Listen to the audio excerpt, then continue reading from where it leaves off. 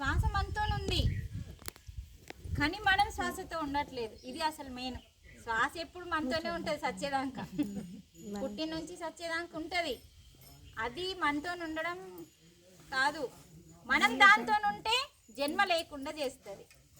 చూడండి ఎంత రహస్యాలు వస్తున్నాయి ఈరోజు. అందుకని మనకి జన్మలు పదే పదే వస్తున్నాయంటే మనం దాంతో ఉండట్లేదు కాబట్టి. శ్వాసతో మనం ఉంటే జన్మ లేకుండా చేస్తుంది. అది కొన్ని రోజులు చేయగా చేయగా చేయగా అప్పుడు మనకి ఈ యొక్క 11 ఇంద్రియాలని ఎప్పుడైతే ఉసున్న పెడతామో బుద్ధి వికసించి ఆత్మస్థితికి వస్తావు. అప్పుడు ఆత్మస్థితిలో బతుకుతావు, అంటే దైవంగా బతుకుతావు. గుణము లేని స్థితి, అందరినీ ప్రేమించడం, అందరి మీద కరుణ, ప్రేమ. ప్రేమ అంటే కేవలం నీ వాళ్ళని ప్రేమించేది డూప్లికేట్ ప్రేమ. అందరి మీద ఇప్పుడు అందరూ ఎదగాలి అన్నది ఏదైతే ఉందో అది ఒరిజినల్ ప్రేమ. నేను ఎలా వెళ్తున్నాను, ఎలా చెప్తున్నాను, మీరందరూ ఆ స్థితికి వస్తేనే జన్మ కంప్లీట్ అవుతుంది. మీ ఇంట్లో మీరు కూర్చుంటే కంప్లీట్ కాదు. అందుకనే బుద్ధుళ్ళు కావాలి. బోధిసత్వులు ఇంట్లో కూర్చొని చెప్తారు, బుద్ధుళ్ళు వాళ్ళ దగ్గరికి పోయి చెప్తారు, గిర్ర గిర్ర తీసుకుంటాం. అందుకని బుద్ధత్వం వస్తే చివరి జన్మ అవుతుంది. కాబట్టి మనకి ఈ యొక్క శ్వాస మీద ధ్యాస అనే శ్వాస మనకి ఒరిజినల్ గురువు దగ్గర కూర్చోవాలి, శరణాగతితో కూర్చోవాలి. కంప్లీట్గా రోజు 3 గంటలు మన శ్వాసతో మనం కూర్చున్నాం అనుకో మన గురువు దగ్గర, అప్పుడు మెల్లిగా మనము పరమాత్మని చేరుకుంటాం, అంటే ఆత్మారాముణ్ణి చేరుకుంటాం. ఓకేనా? వట సావిత్రి అంటే వేదవతి.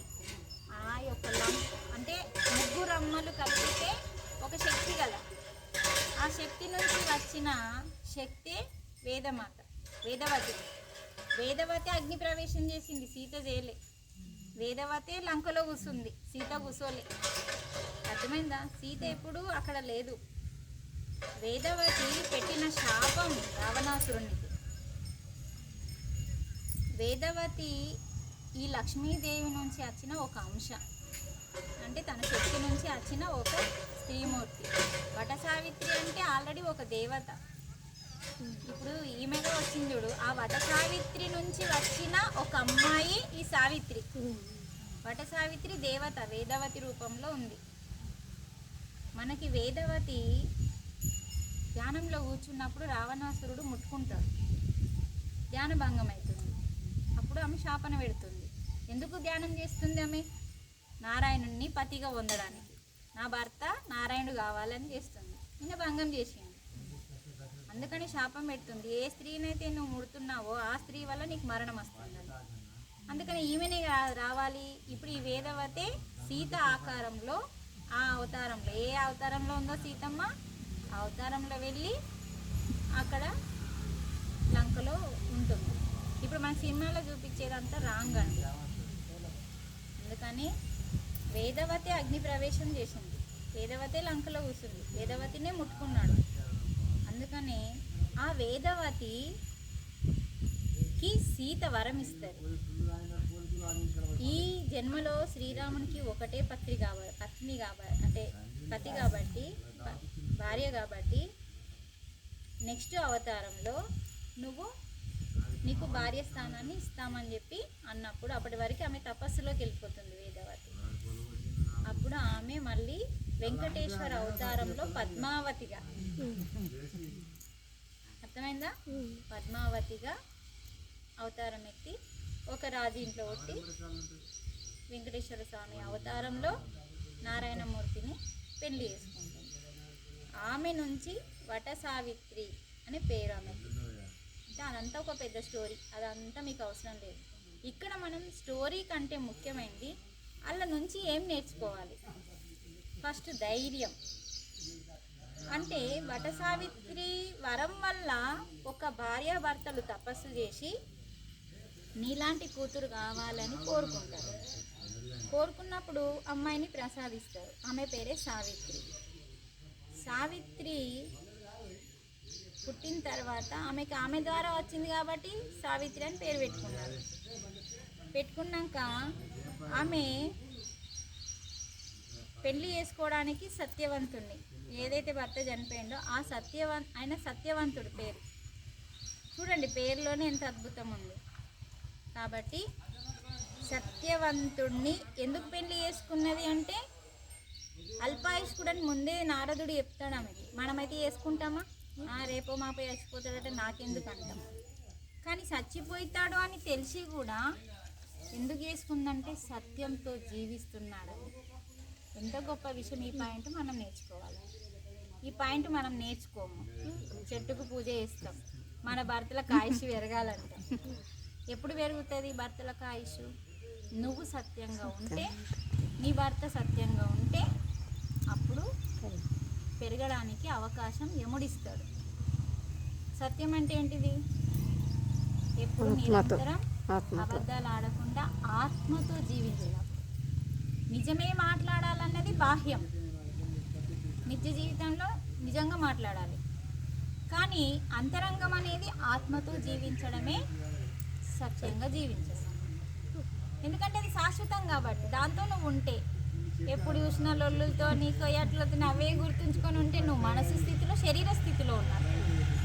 అందుకనే సత్యవంతుడు అల్పాయుష్కుడు అని నారదుడు వచ్చి చెప్తాడు ఈ అమ్మాయికి. అందగత్తి, ఆస్తిపరులాలు, యువరాణి అన్నీ ఉన్న సగం ఆయుష్కుడితో ఏం పెళ్లి చేసుకుంటావని పరీక్షిస్తాడు నారదుడు. అయినా సరే చేసుకుంటుంది. కొన్ని రోజులకే ఇదే చెట్టు కింద, ఏ చెట్టు? మర్రి చెట్టు కింద ఓ పాము కాటు ద్వారా చనిపోతాడు ఆయన. అయితే ఆ చెట్టు కింద ఎందుకు చనిపోయిండు ఆయన అన్నది ముఖ్యం. ఆ చెట్టుని అంటే మనకి పూర్వం కథలన్నీ ఎట్లా ఉంటాయంటే అన్ని ఎన్ని చదువుకున్నా మనం తక్కువే. అక్కడ ఏంటంటే ఈ చెట్టుని చంపడానికి ప్రయత్నం చేసిండు ఆయన. వేరే ఇతను ఈయన ఎప్పుడు ఆస్తంతా పోయింది వీళ్ళది ఒక శాపం వల్ల. తండ్రి గుడ్డివాడైండు. ఈయన కూడా ఒక రాజే, సత్యవంతుడు. ఒక కారణం వల్ల, ఒక కర్మ వల్ల రాజు పదవి పోయింది, రాజ్యం పోయింది, పేదవాళ్ళు అయిపోయింది కదా. అప్పుడు కట్టెలు కొట్టడానికి వెళ్తారు. ఆ టైంలో ఇక మనకి కొన్ని దుష్టదేవతలు ఉంటాయి కదా, అట్లాంటి టైంలో ఈయన ఆ చెట్టుని చంపడానికి ప్రయత్నం చేసిందన్నమాట. దాన్ని నరకడానికి ప్రయత్నం చేసిందని కొన్ని పురాణాలు మనకి చెప్తుంది. అంటే ఎప్పుడైతే మనం దేన్నైతే చెట్టు అనేది అసలు చాలా పాపం అండి, చెట్టుని నరకడం అనేది. అందుకనే అలాంటి చెట్టుని నరకడానికి ఎప్పుడైతే ప్రయత్నం చేసిండో ఆ చెట్టు కిందనే మరణించిండు ఆయన. కాబట్టి ఆ చెట్టుకే సావిత్రీదేవి పూజ చేసింది. ఆయన చేసిన తప్పుని ఈమె సరిదిద్దుకోవాలి కదా. భార్య అంటే ఏంటిది? భార్య అంటే ఏంటి? సగభాగం సరిదిద్దడం. అందుకని మనము ఎందుకు అర్ధేశాన్నం భర్త అక్రమ సంపాదించకుండా చూసే బాధ్యత భార్యది. కానీ ఈరోజు ఏం చేస్తుంది? భార్యనే తిడుతుంది. అక్రమ సంపాదన, నువ్వేమన్నా సంపాదించుకో, నాకు మాత్రం ఇంట్లో అన్నీ కావాలి. కానీ ఎట్లా తెచ్చినావు, ఎలా సంపాదించినావు అని ప్రశ్నిస్తున్నామా? ఇంచాలి. అందుకే అర్ధేచ. కావాలంటే మీరు వెళ్ళి బ్రాహ్మణ్స్ని అడగండి. అర్ధేచ అంటే భర్త భార్యకి చెప్పకుండా డబ్బుని సంపాదించకూడదు. ఏ రూపంలో డబ్బుని సంపాదిస్తున్నావో భార్యకి చెప్పి సంపాదించడమే అర్ధేచ. అప్పుడే మనం కలిసి ఉంటాం. అందుకనే ఈయన చంపడానికి ప్రయత్నం చేస్తే ఈమె అక్కడ చెట్టు కిందనే భర్తని ఒడిలో పెట్టుకొని పూజ చేసి అప్పుడు యమునితోని పోరాటం చేసిందంటే భయం ఉంటే యమునితో పోరాటం చేస్తుందా? అందుకని ఆమె ధైర్యాన్ని మనం ఆదర్శంగా తీసుకోవాలి. సశరీరంగా వెళ్ళడానికి కారణం ఏంటిది? వరంతో పుట్టింది ఆమె. అంటే శరీరంతో ఎవరు వెళ్ళరు, ఆత్మతో వెళ్తారు. శరీరంతో వెళ్ళగలిగింది అంటేనే యముడు ఆశ్చర్యపోయిండు. ఎందుకంటే ఆమె అంత గొప్పది, ఎవరికి వట సావిత్రి నుంచి వచ్చిన అంశ కాబట్టి. అందుకని ఆమెకు అంత శక్తి ఉంది. అంటే మనం కూడా ఆ స్థితికి రావడం కోసమే ఈ పూజ. అంటే ఈ పాయింట్స్ నేర్చుకోవాలి. కానీ ఏం పాయింట్లు మనం నేర్చుకోము. చెట్టు చుట్టూ గిర్ర తిరుగుతాం. ఆ చెట్టు దగ్గర ఉన్న సూక్ష్మక్రిములన్నింటినీ నాశనం చేస్తాం. మళ్ళీ పాపం తీసుకొని వస్తున్నాం చెట్టు దగ్గరికి. పుణ్యం సంపాదించుకున్నా పాపం సంపాదించుకుంటున్నాం. అందుకనే పూజ అంటే అక్కడ యుద్ధం జరుగుతుంది, గొస్లాట్లు అవుతున్నాయి. మీ పూజ ఎంత గొప్పదో పక్కోళ్ళ పూజ అంతే గొప్పది. అలా పూజను పక్కకు జరిపేసి మనం చెట్టు కింద అంత దూరం ఒక చోటు చేసినా పర్వాలేదు, అక్కడనే మొదట్లో చేయాలని ఇక్కడ లేదు. అందుకనే దాన్ని వేసిన దానికంటే దాని చరిత్ర తెలుసుకొని అది ఆచరించడం గొప్ప విషయం.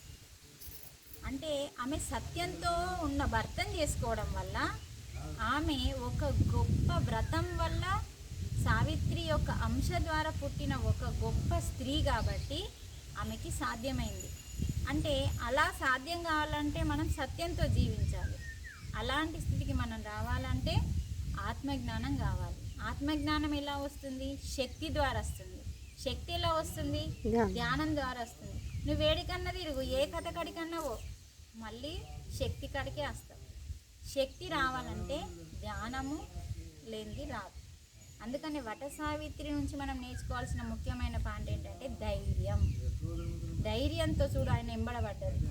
ఎంత చీగొట్టినా రావద్దు అన్నా కూడా పట్టు విడవకుండా అన్నిటినీ సంపాదించింది.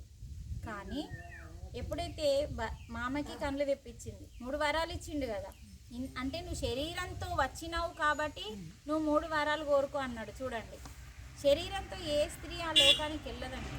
ఎవరు స్త్రీ అని కాదు, మనిషే వెళ్ళడు. ఆమె వెళ్ళగలిగింది కాబట్టి ఆమెకి 3 వరాలు ఇచ్చిండు. అందుకని ఒకటి మామకి కళ్ళు వచ్చినాయి, రెండవది ఆయన రాజ్యం, మూడవది తనకి సంతానం కావాలని అడిగింది. ఈ 3 వారాలు కోరుకుంటే తక్కువని ఇచ్చేసిండు కానీ ఏం ఆలోచించలేదు. ఆమె తెలివితో అడిగింది కానీ ధైర్యంతో చేసింది. ఎన్నిసార్లు పొమ్మంటాడో అయినా సరే పోదు. అంటే మనం ఏంటిది, భర్త దగ్గరనే కాదు, ప్రతి పనిలో సాధించేంత వరకు వదిలిపెట్టకుండా ధైర్యంతో చేసి చూపించాలి అన్న పాయింట్ ఈరోజు మనం సతీ సావిత్రిని, ఈమె వట సావిత్రి కాదు, సతీ అంటే ఎవరు? భార్య. సావిత్రి, సతీ సావిత్రి ఈమె, వట సావిత్రి ఆమె నుంచి వచ్చిన ఈ సతీ సావిత్రి. దీన్ని వట సావిత్రి వ్రతము అంట. అర్థమైందా? వట సావిత్రి వరం ఇచ్చింది, సతీ సావిత్రి వచ్చింది. అందుకని సతీ అంటే భార్య, సావిత్రి ఆమె పేరు. సతీ సావిత్రి యొక్క వ్రతం ఇక్కడ మనం వట సావిత్రి వ్రతంగా, వట అంటే వృక్షం పేరు, వృక్షం. అందుకని మనకి ఇక్కడ వట వృక్ష అంటారు దాన్ని. ఈ వ్రతం మనం చేస్తున్నాం.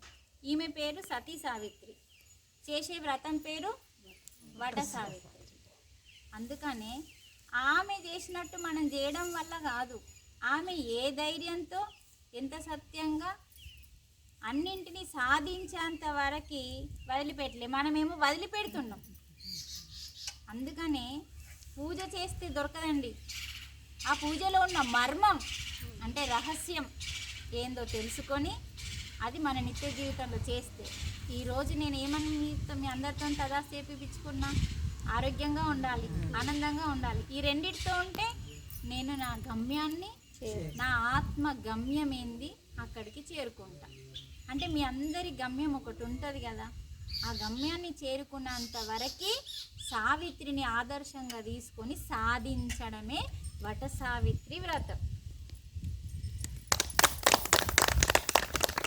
అందుకని సాధించడం అనేది సావిత్రి దగ్గర నుంచి నేర్చుకోవాలి.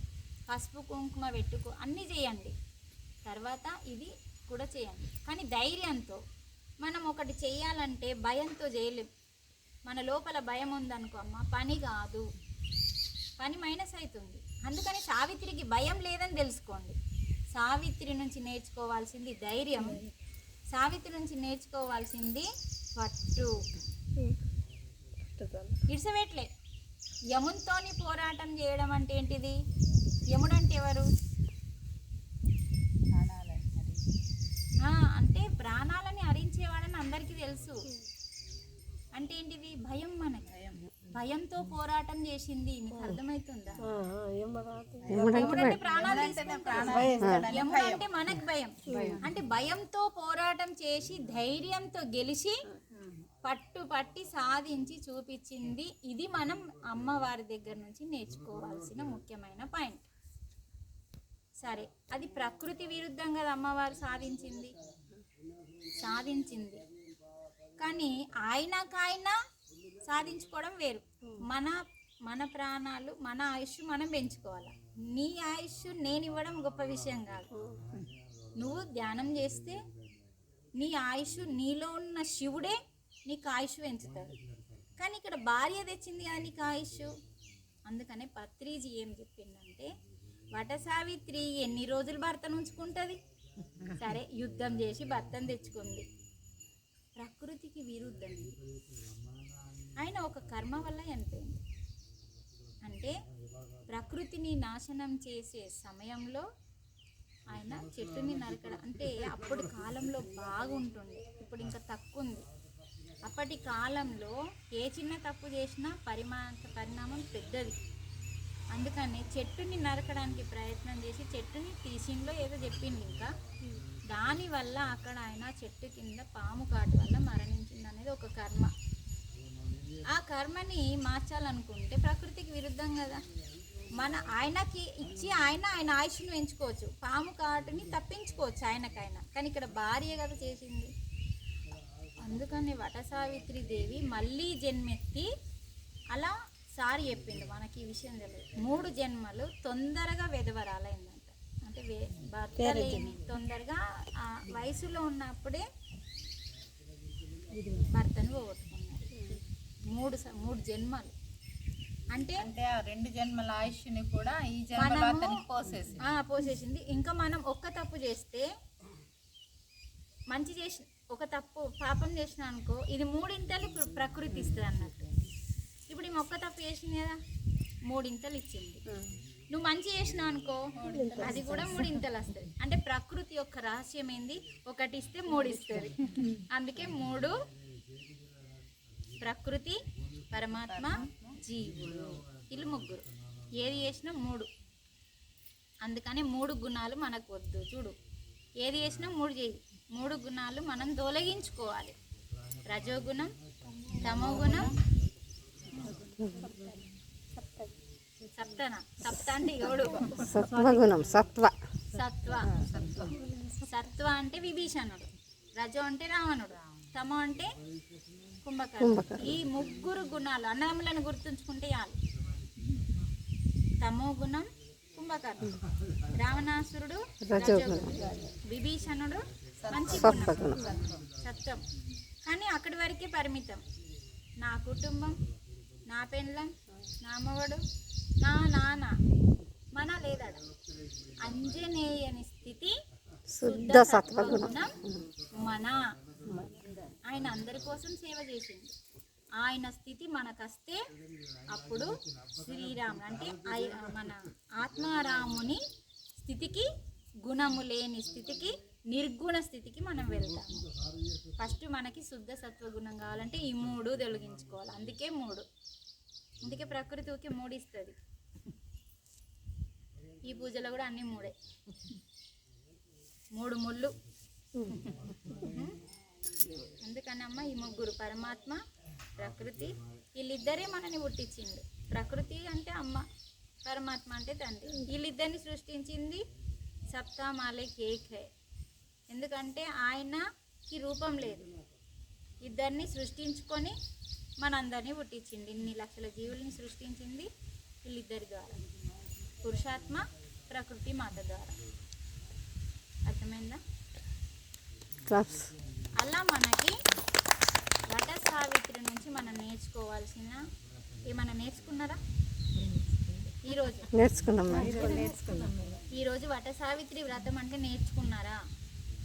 నేర్చుకున్నాం మేడం. ఇప్పుడు మనం పూజ చేయగానే భర్త ఆయుష్ పెరుగుతుందా?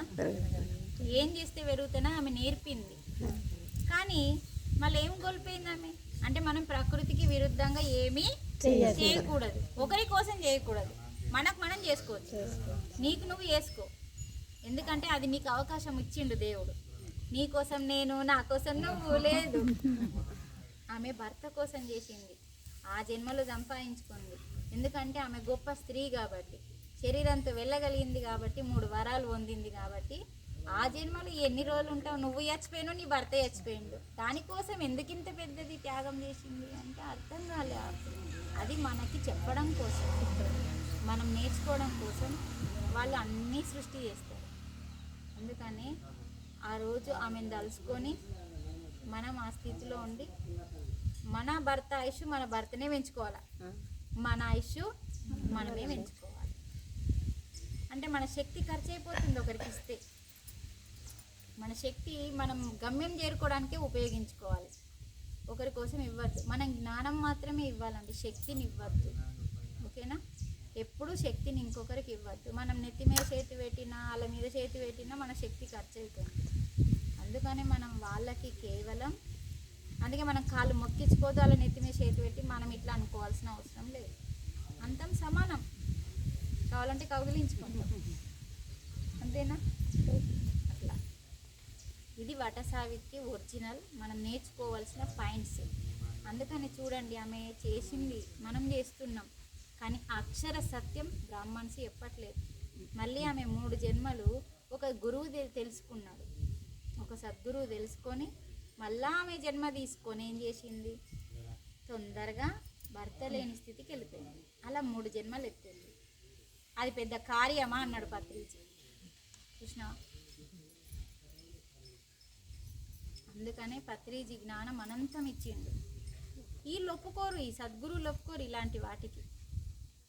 ఎందుకంటే అది ప్రకృతికి విరుద్ధం. ప్రకృతికి ఎవడు విరుద్ధంగా పోయినా అది మళ్ళీ చూసుకుంటుంది.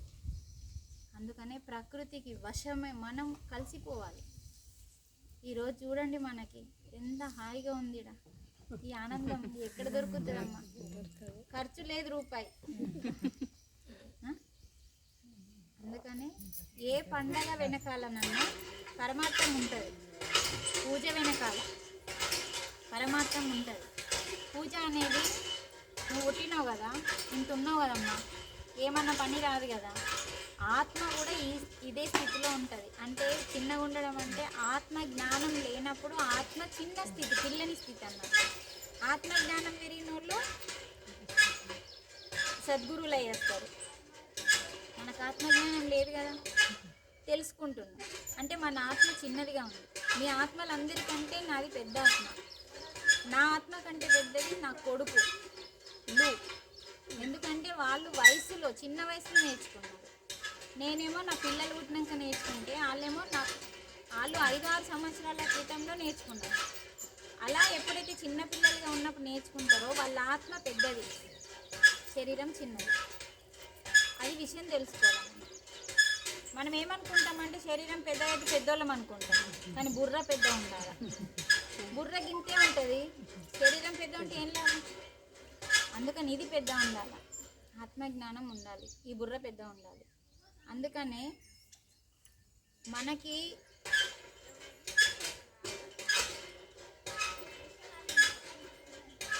ఈరోజు మనం ఎంత హృదయపూర్వకంగా ఇక్కడికి వచ్చినాము, ఎంత హృదయపూర్వకంగా మనం అందరికీ సేవ చేస్తాము అన్నదే చాలా ముఖ్యం. ఎంత అన్నది పరిణామం పరమాత్మ చూడడు, నాకు ఎంత ఇచ్చినావు అన్నది అసలు చూడడు, హృదయాన్ని చూస్తాడు. దీంతో ఇచ్చావా, ఈ స్వచ్ఛమైన దాంతో ఇచ్చావా అని మాత్రమే చూస్తాడు, అంతే తప్ప పరిణామం చూడడు. ఎందుకంటే పరమాత్మ దగ్గర బోలెడంత ఉంది, ఆయననే ఇవన్నీ ఇచ్చిండు కాబట్టి ఎంత చూడడు, హృదయాన్ని చూస్తాడు. అందుకని హృదయం అంటే లక్ష్మీదేవి, హృదయం అంటే లక్ష్మీమాత. అందుకని చూడండి, వీళ్ళిద్దరు నారాయణుడు ఇక్కడ ఉంటే లక్ష్మి ఇన్నే ఉంది, పక్క పక్కకే ఉంటారు వీళ్ళిద్దరు. హృదయం అంటే మనకి 2 ఉంటాయండి, ఇది గుండె. అందుకని మనకి ఇక్కడ నా ఆత్మ యొక్క కేంద్ర బిందువు ఇక్కడ ఉంటుంది, ఆత్మ ఇక్కడ ఉంటుంది, సూక్ష్మంగా ఉంటుంది ఆత్మ. అందుకని ఆత్మకి కూడా హృదయం ఉంటుంది, ఇది గుండె. హృదయము అనేది వేరు, అది ఆత్మకి సంబంధించింది. అందులో నుంచి ఆనందం రావాలి, అందులో నుంచి ప్రేమ రావాలి. అది ఏమవుతుంది, స్ప్రెడ్ అవుతుంది.